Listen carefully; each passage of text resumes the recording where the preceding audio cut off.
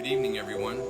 Tonight we will be wrapping up the series, The 3 Lies of Emotional Abuse. I hope that you've enjoyed this series and have been able to see where you might implement some of the things that we have talked about. Remember, your spouse cannot heal you. You do have choices, and they do matter. Change can happen. Do the healing work. Truth 1. You are not simply a product of your circumstances. Truth 2. Your husband will not heal you. No matter how much transforming he does, he cannot bring back to life what sin has wrought, that death and sin has wrought. He doesn't have the power to do that. Only God can. His transformation may make it easier, definitely, but if you are waiting for his transformation to heal you, you are putting your faith in the wrong God, little g. Your heart does not require the participation, collaboration, or approval of your spouse, and you cannot love well if you are not well. So here is where the rubber meets the road. Truth 3. You have a responsibility to guard your own heart, for it is the wellspring of your life.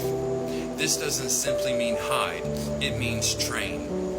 Guards are trained, they are prepared to navigate dangerous situations in such a way to allow the least amount of harm possible to the very thing they are guarding. They are trained to know how to respond, when to move, when to deflect, when to step in, how to step up, or when to retreat. They know how to place their feet securely. They know their options. They move with intention. See, this is what you're responsible for in regards to your own heart. So, how do you train? Well, you find the experts to guide you, to counsel you, to coach you.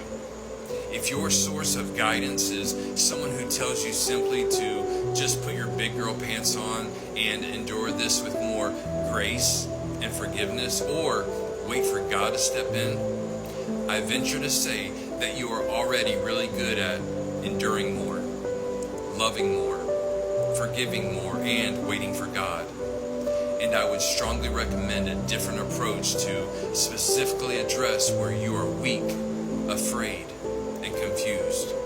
You must find your emotional footing and the wherewithal to be able to be steadfast no matter what.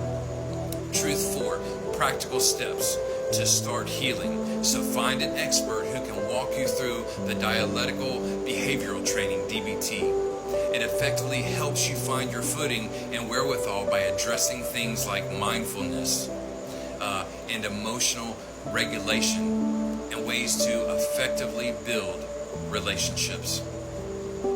You must process your own trauma. Take control of your triggers.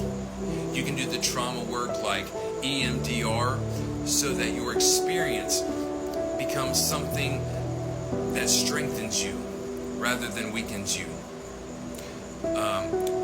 Or something that puts you more and more into hiding. You must work on regaining your voice and your sense of direction, no matter what your spouse is working on. You have to recover what you lost about your own heart so that you can re-engage if and when your spouse has done some of their own work. There will not be recovery in the marriage, reconciliation in the marriage without it, because you cannot connect in a marriage when what you are bringing to it is empty, numb, a hemorrhaging soul. So, no matter what your spouse decides, you must do this work, this healing work for you, so that you are no longer participating in the hamster wheel that you are on. So I ask you to find a counselor, a therapist, or a marriage coach to walk this journey with you, to help guide you along the way. I want to recommend my good friend Amber. You can contact her. I'll put the email address on here, and she's also tagged in this video. She is amazing, guys. God is really using her. Her passion for our Lord is just out of this world. And the the heart that she has for the married couple and seeing them restored is truly refreshing. Please reach out to her and let her know that I sent you. So, what will our next series be about? Join me tomorrow night at 7 to find out. Guys, I sure do